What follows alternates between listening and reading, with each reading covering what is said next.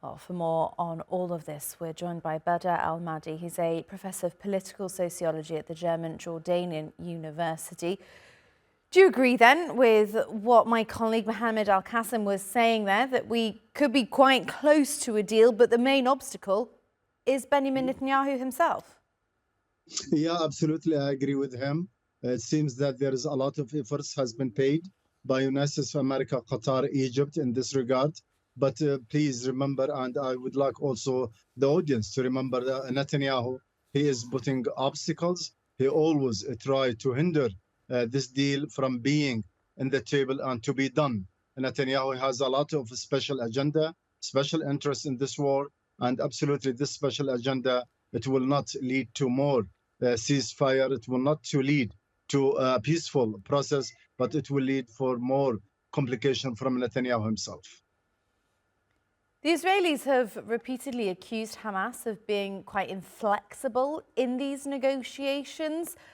Do you agree with that point of view? Do you see that? Or as my colleague previously was saying, do you think that actually there has been movement on Hamas's side? Hamas, they don't have any choices.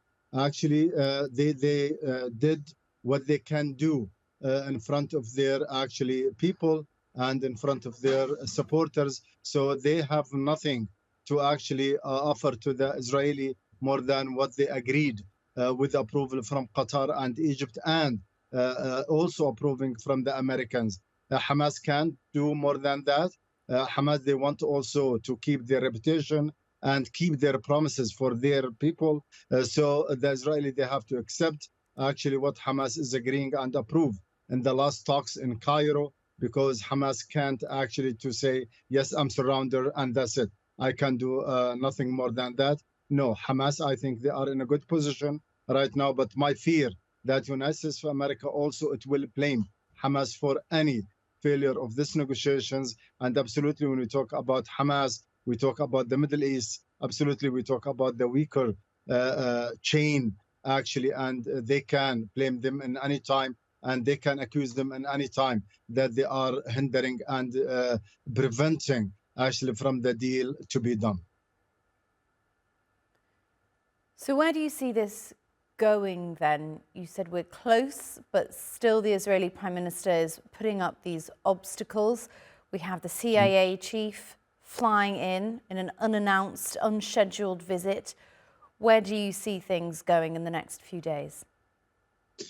I think what we heard a little time ago from Gallant, the defense minister, and the closest ally for Netanyahu, I think it will actually push things forward. This is what we need to see, that Netanyahu is playing alone. But absolutely also we remember that the extremists and the right-wing members of the cabinet and the government, they are pushing Netanyahu for not coming back or not offering any good things for Hamas or for the deal itself. But I'm seeing some positive steps with the American CIA directors right now in Qatar, with some international pressure over Israel and Netanyahu himself. I'm seeing some positive aspects and steps it will be taking maybe in the upcoming 20 or 48 coming hours. Badr Al-Madi, as you say, all eyes will be on these talks. Thank you so much for joining us.